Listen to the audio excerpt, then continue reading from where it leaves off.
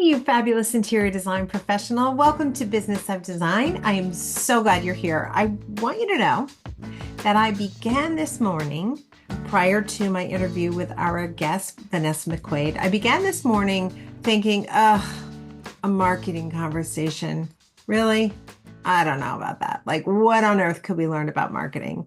And I came away from this conversation feeling optimistic about the possibility that you could hire a company to do some marketing for you, that you could budget a particular amount of dollars for that process, and you could achieve some goals by having a marketing partner that is willing to be transparent and stick to an ROI or a return on your investment that you agree to. And the conversation with Vanessa McQuade was really, really, it just turned me around completely. So thank you, Vanessa. Vanessa's from a company called Intrigue. And during the last 12 years, she has helped businesses get noticed and connect with their A clients. I like that because that's what we want, right? You want your ideal client. They specialize in providing support to businesses that focus on home renovation, home construction, and landscaping. And she's also on the board of directors for St. Joseph's Health Center Foundation. She's got two little ones at home and they keep her on her toes. But I bet you interior design professionals probably keep her on her toes too. If more information about Vanessa, you can go to intrigueme.ca. And sorry for the phone ring, but what can I tell you? Um, she can, it's actually the gate. It's not my phone. And now you can hear the dogs. My daughter's dogs are visiting. Oh boy, it's a crazy day around here. She's actually given us a checklist, which you can download as well, different questions you should be asking yourself before you hire a marketing expert. So, with that messy introduction out of the way, I am so glad you're here. Let's check in with Cheryl Horn and get right into the episode. Thanks, Kimberly. This week is our next BOD Live, Wednesday, August 21st, 1 p.m. EST. We're going to be talking about tracking forms. What is a tracking form? What do you track? How do you use the tracking form? How do you track goods and services on your projects? And why it's so important. So join us for that conversation again, Wednesday, August 21st, 1 p.m. EST. If you are already a member, Business of Design's monthly meetings are free for you to join. Of course, we would love for you to participate live. These are monthly Zoom calls, face-to-face with fellow members. Ask your questions live. This is your opportunity for coaching with Kimberly and Team BOD. If you are new to Business of Design and you missed a few, you can always catch up on the recordings. They are available to you as well. If you have any questions about our BOD live meetings or membership in general, by all means, reach out to me. I would love to hear from you, Cheryl at businessofdesign.com. Thanks so much.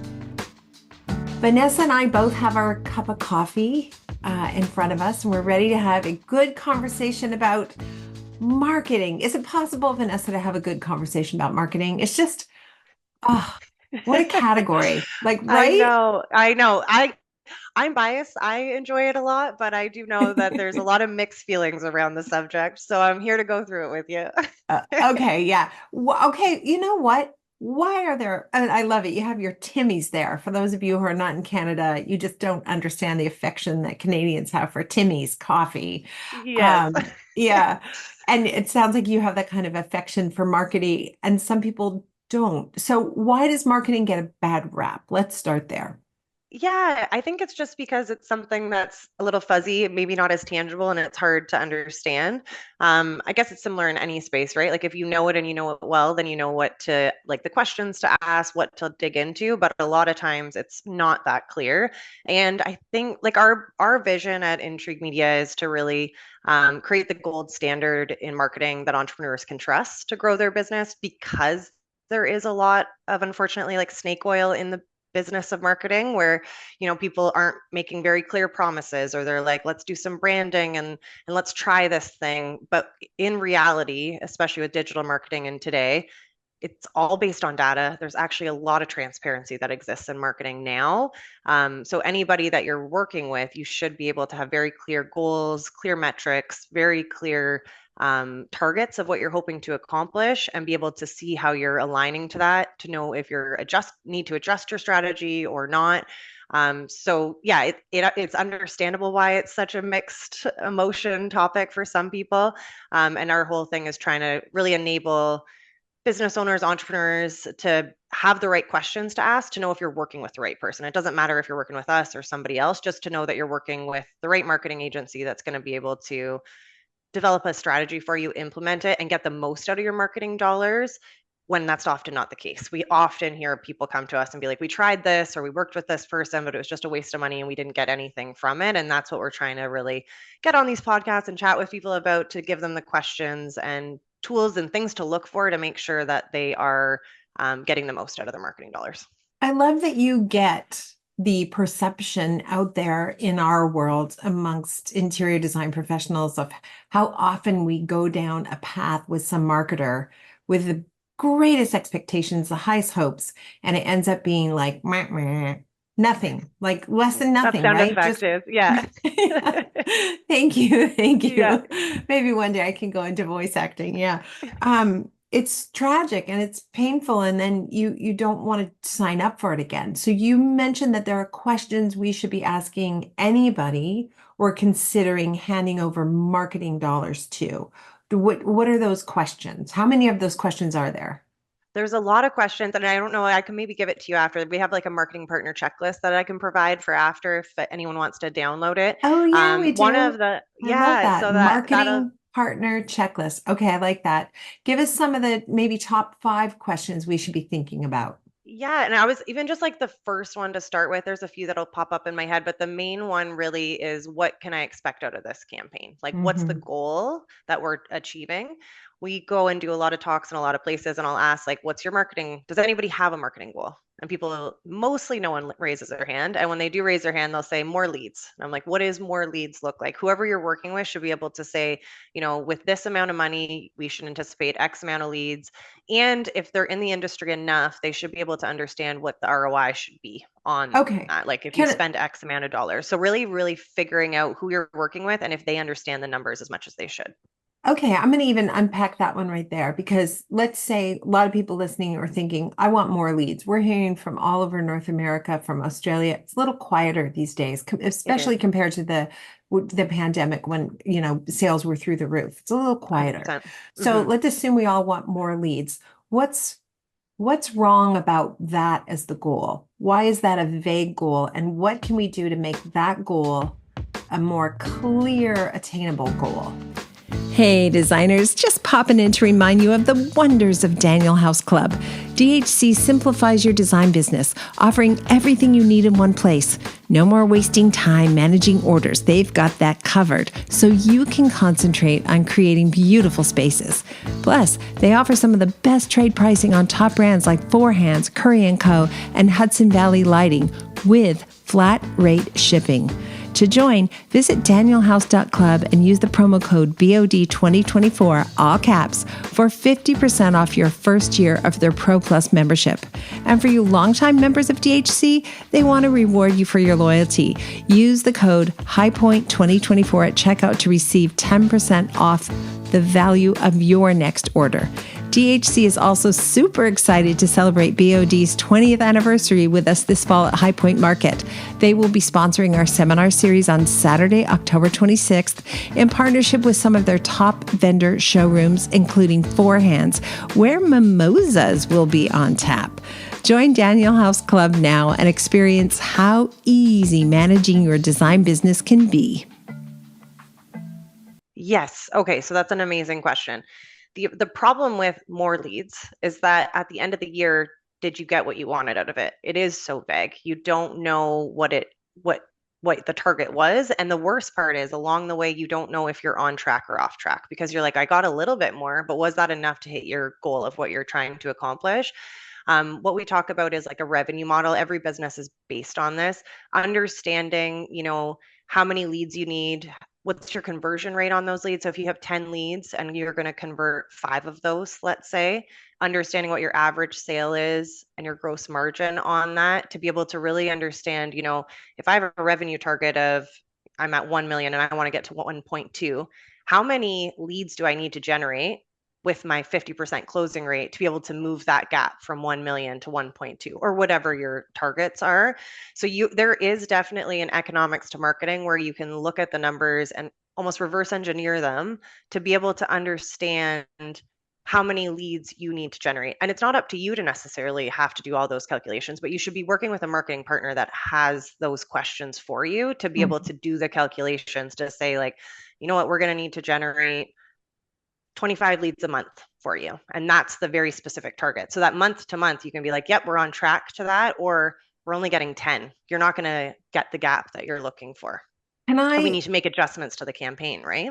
okay, can I Mhm. say that maybe after having listened to you, that actually it may not even be leads that you want. What they're really saying is, I want a new customer, I want a new client, or I want two new clients, Yes. or I want one new client who will spend a minimum of $500,000. Am I better off going to you as my marketing expert and saying, I want one lead who will spend $500,000 or more, one client?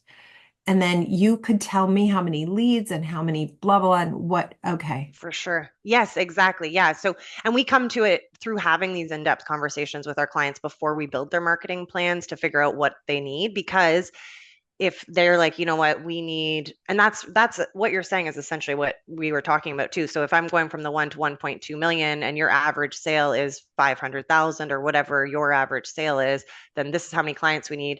Then I can dig into like approximately, even on a conservative rate. We usually do our calculations pretty conservative where we'll do 20% conversion rate just to be like, let's get you more leads.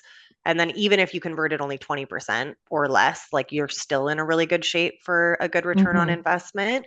But it is just about having that specificity to what that goal is so that you know if Mhm. you're on track or not. Whereas like more leads is just vague and you might end up spending all the money and be like, well, we got more, but none of them converted to your point too, Right. right? So So I have to take an aside here and say, if you're a business of design member, you should absolutely be closing a lot more leads than, 1 out of 5 or 1 out of 10. Like that's where we come in. And also, amazing. if your goal is to go from 100,000 revenue to 100, well, I mean, sorry, 1.1 million revenue to 1.2 million revenue, you don't need any more clients. You need to do a better job of serving the clients you have. So I just have to throw that out there. That's valid. Yes, for Okay. sure. I was doing it But for round numbers, but I see what you mean yeah, for yeah. sure. But you're Yeah. so right about the specificity. Is that the word?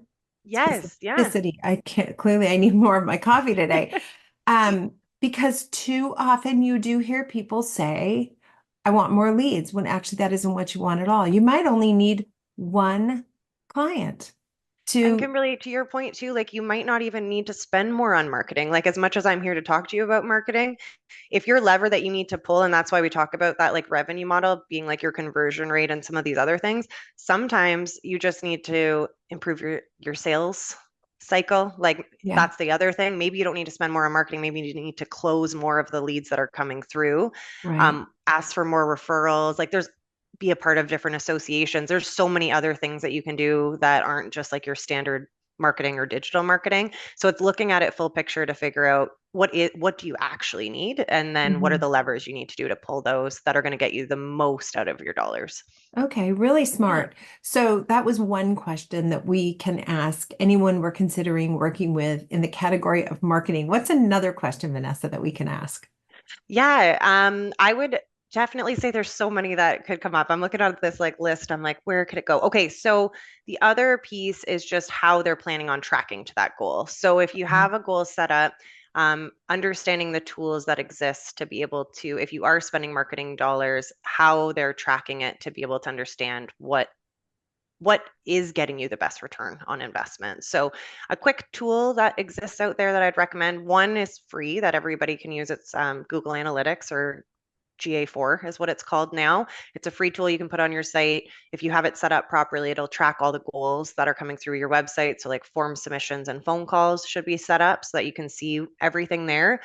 But there's an amazing tool called What Converts that exists that really allows you to see exactly which lead came in, what the source was, and then you can actually track quote and sales value to it.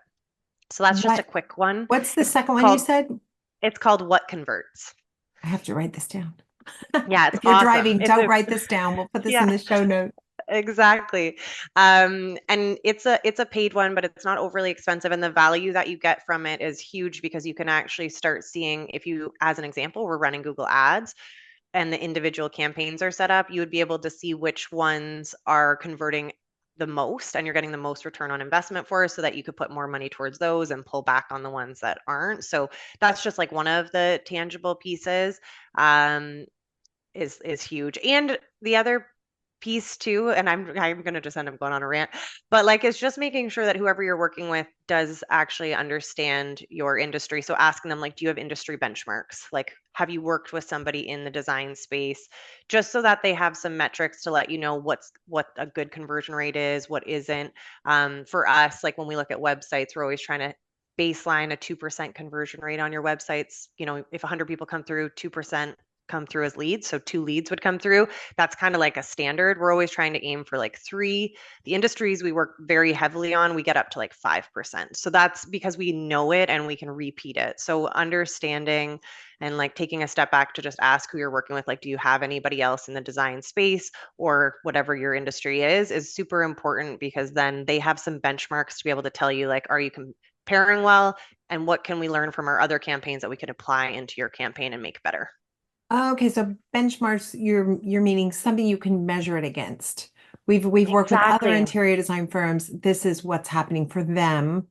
And this is what we can And expect. right. Yeah, so that you can really start being, and then the companies that you're working with, you can really start understanding, they can understand for you. You don't have to because you don't need to have the benchmarks, but the companies you're working with do in the marketing Right. world so that they can take any of the wins that they get from other ones in the design space and apply them to your campaign, opposed to if they're just working with everybody, then it's hard for them to understand what like the specific benchmarks are.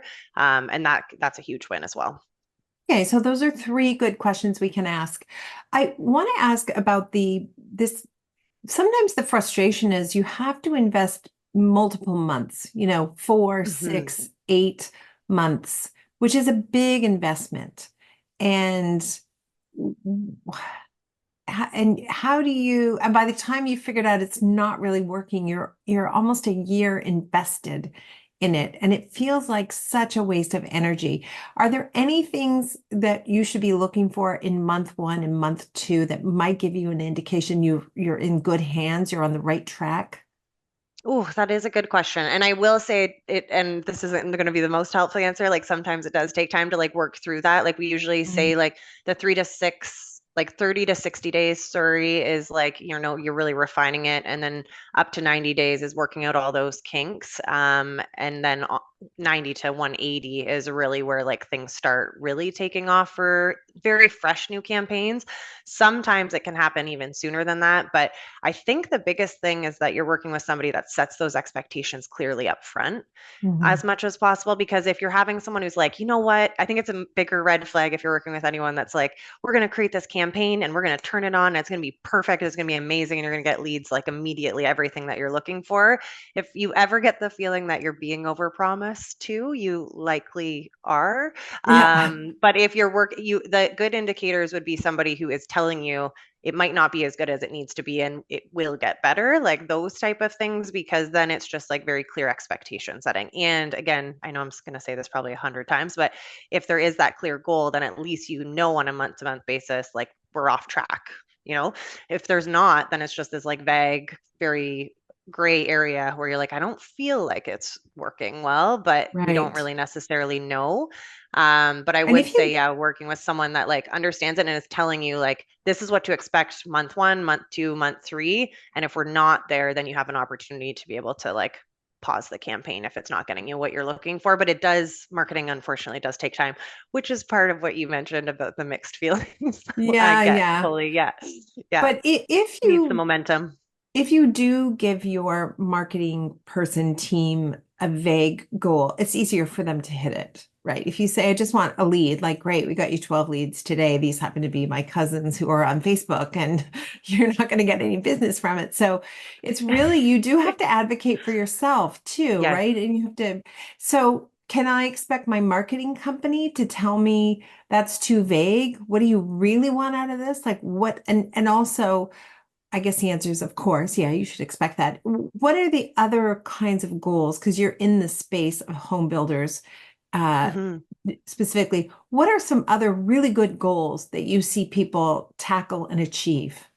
Yeah, so I would say, cost per lead is one that we really focus on for our clients because then we can take our So let's overall assume ad we all spend, want more the leads. quantity of What's goals we're looking for what's essentially, wrong and then about figure out, that as the every goal? Why lead is is that worth a this vague amount. So goal? in And what the, can we do to make design that build goal space, a there's a lot more of nuances clear, to it. So if attainable anyone goal? listening to this has questions about Yes. their Okay. So that's benchmarks an and what their amazing cost per question. lead should be, just The, let me the know. problem with I'm happy more to help, leads but is that at the like end of the larger year, projects, did you get sometimes what will you have a wanted higher out of it? cost It per is lead. so So, vague. You full don't design build know projects can sometimes be like what the $500 target cost was, per and lead, the but like worst you're part is paying along the way you don't $500 know if you're if you on take track or your off full track marketing because you're like, I budget, got a divide little it by bit how more, many but leads was you that need. enough to hit That's your your cost goal per of what lead. you're trying to accomplish? $500 isn't that much if you're getting, 100, 200, $500,000 from that lead. Mhm. So cost But per we lead is a already really good established one. that a lead isn't actually the goal.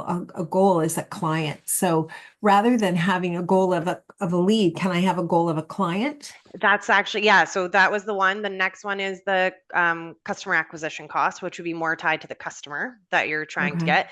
That's a good goal to partner up with your marketing company, and they should be able to work alongside you. It's hard for a marketing company to take full aspect of that because they're not in charge necessarily of the sales side of things. But if they're working like as a true partnership with you, they should be able to help assist on that side to be able to help improve the conversion rate so that you can really focus on, like, it's not your marketing partner's role necessarily to get the sales side, but the customer Right. acquisition cost is really key too. So like how much are you spending per client? And then just straight return on investment goal. That's amazing. And that's super tied to the dollars tied to every client that are coming in. So Mhm. for our clients, we're always aiming to have like a 5 times ROI on your marketing dollars. So that is another really specific goal that your team that you're working with, if they're tracking properly, should be able to let you know roughly what your return on investment should be for a campaign. So, if you're spending, this is just throwing it round numbers, but like 100,000, you're gonna get at least 500,000 back ROI. Okay. Fair Yeah. enough. I mean, in a way, it's a bit, you have to be willing to invest that money in your company in order to receive the return on that. But that's a substantial amount of money for most interior design companies. That would be a substantial amount of marketing dollars. So thinking of that person who's a solopreneur, Yeah. um, what would you say would be some amount of money that you might think about budgeting on a monthly basis to generate a client Yeah. or two? So you yeah, exactly. So yeah, that was for round numbers, understanding that there are definitely those solopreneurs smaller that don't necessarily need to spend that much at all. And that's what we have a lot of conversations with entrepreneurs that are coming through and talking to us of like, one, whether they need to spend the money. Like I do have a lot of people that call me and I'm like, you know what? Like by getting more reviews, asking for more referrals, you might be in a space where you don't need to invest super heavily at this stage. The Mhm. rule of thumb, just to help people out, is typically 2 to 5% of revenue is like a marketing budget that works in there. If you want to have more growth and you're really laying a lot of foundation in the initial stages of like building a website or any of those stages, you might be closer to like the 5%. But if you hit a spot where you're getting enough leads and you just need to maintain it, 2% is fine. I've also even had clients come to me that are either smaller or have never invested in marketing before. And when we look at where they're at and where they want to go, sometimes even like a just to get their toe in the door and like get used to it because it's a big stepping stone for people. Even like a 1.5% of revenue can sometimes get them to where they need to just to like start that momentum. Because to your point, marketing does take time and you don't necessarily have to do it all at one point.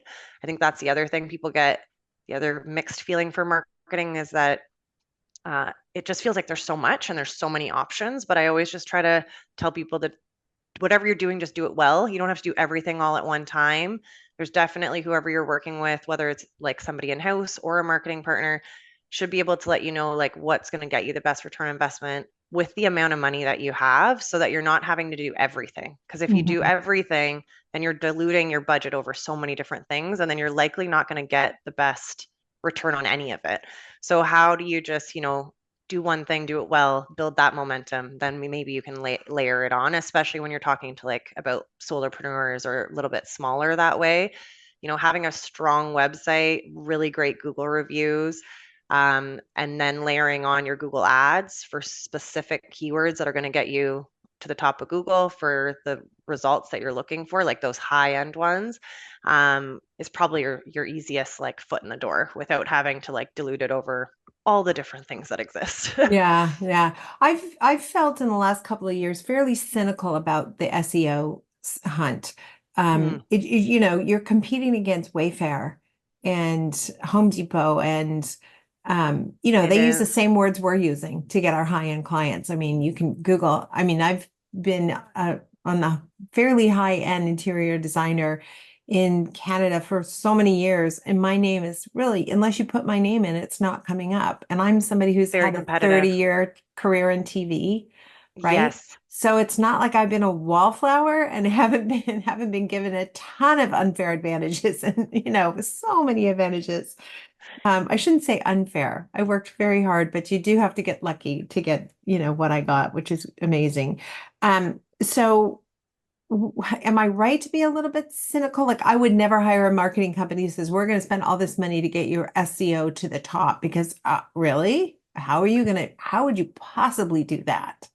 I know, and you're not wrong in that, and we have heard that before. It's also tough too, because we'll have people call us, and it's kind of like what you were saying, right? Like, oh, is leads what people want? You have to really dig into what people actually want. We get people call us where they're like, we need your help in social media. And I'm like, all right. And I'll ask questions and dig into it. And I'm like, oh, you want to grow your business. Like you don't necessarily. So sometimes what people are asking for isn't what they want. And also sometimes what you're trying to get sold by people, unfortunately, isn't necessarily what you need. Like Right. SEO can be done well if you are very specific in the keyword. In your example of that, you're definitely not going to try to compete for those super high competitive keywords that you're competing with, like Wayfair, that aren't going to get you anywhere.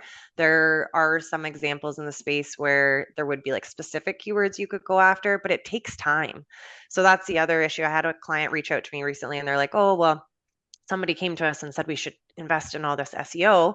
And I was like, and they're like, is that a good idea? And I'm like, it's not that it's not a good idea. It's just that it's going to take you a very long time to be able to feel the impact of it. And to your point, you could be 6 to 12 months in spending all this money on SEO. Again, good long-term strategy, but you're not going to feel the impact for a very long time. So it's hard because a lot of times those suggestions are paired with like over promises, saying like we're gonna be, so that's where the cynicism comes, I feel like, because people are like, well, I thought you were gonna build these pages and they were immediately gonna rank, but really we have to understand that like what words are we going after, because we're not going to rank for everything. So you have to be very specific in the words that we want to rank for. How competitive are those keywords and how often are they searched? Because are you spending money trying to rank for a keyword that isn't searched very frequently and then you're not going to get the return on it, and it just takes a long time. So I would say you're not necessarily wrong in that. It just has to be done very well, and it is much more of a long-term play, which is typically why we suggest that as like a almost second phase or third phase for our clients once they've built up to a certain spot, and then we can build on top of it, just because they're not going to feel the impact. And selfishly, we want our clients to feel the impact immediately or as soon as possible so that we can continue to work together for a long time. And the SEO play just takes so long that when we are doing it for people, we'd almost like lose them by the time they'd feel the impact, right? Right. Yeah. And then, so there's this bloated digital world where it's hard to be heard because you're competing with so many people. What about outside the digital world? Are you guys looking at print ads? I mean, are there any magazines left to advertise in? Maybe one or two local ones, which might be a better way to go, and physical networking, and like how much of that is part of the game now? Yeah, I would say the digital space is nice because it's so transparent. Like you can see it, like where if you're working with the right person, you can see it very transparently. But it's not to say the rest isn't important. It's just additional pillars and items that you have to put investment towards. But some of them really work. Like I've recently, two things that I've heard work really well. Getting reviews from clients has been super helpful for people on Google. And the other one is surprisingly, it's kind of come back. If it's done well, sometimes like door knockers. So like if you're working on someone's house, you can go next door and like actually have it physically like hung on the door, just because a lot of people aren't doing it as much anymore. And if you do it in a way that makes it stand out, I've heard some good things about that. And then just the simple side of things of, to your point, like using your associations, going out and networking, really making those connections, and then also upserving your current clients. Sometimes that's a piece that falls through the cracks, right? We're so worried about like building our business that sometimes it's like, oh, we have all these like current clients that we could also touch base with a little bit more, see what else they need. We always hear people come to us and be like, oh, I was in someone's house and I was doing this part of their house and they had somebody else doing, like another area of it, or doing another service that we offer, and we weren't even able to compete on it, which is unfortunate, right? So people get blinders on when they work with you for one thing and sometimes forget to contact you for the rest. So It's true. I think as much, and that's probably a key piece to what we really focus on, as much as marketing's great, there's so many other like things to keep tight too. And like a lot of it has to do with the sales side, because there's no point investing in marketing if you're not going to like capture as much as possible. And then also the current clients you have, how do you grow those ones as well, is key too. Well, I feel buoyed by your knowledge and your expertise. I feel like it really came through, and I'm like, okay, I'm not going to give up on marketing. I feel like there's a right way to do it. It sounds like you're going to give us a checklist, which is going to help us make smart decisions. Vanessa, thank you for that. And at the end of every episode, we like to end with something we call design intervention. So just a great piece of advice you want to leave the interior design community with. Oh, I love that. I think the one thing that we really focus on, and something that was said to me very early on in my career here, was if you're speaking to everyone, you're speaking to no one. It's around the idea of like niching and finding out what you do really well, so that when people come to you, they know that you're the choice. You're not just an interior designer. You specialize in, tight spaces or whatever it is that you specialize in, because a lot of people are scared of the idea of niching, because they're like, well, what if someone else comes to me outside of my niche? It's like they still can. But yeah, so if you're speaking to everyone, you're speaking to no one. They don't know what you specialize in. Whereas if your website can communicate exactly what you're all about and what you're passionate about, your purpose, then when people come there and they feel and believe the same thing that you believe, that they'll be like, oh, that's who I should contact. And it allows you to be able to charge higher prices, because people want to pay for the value of being able to associate with those that are in line with themselves. Simon Sinek has a really good TED Talk called Start With Why.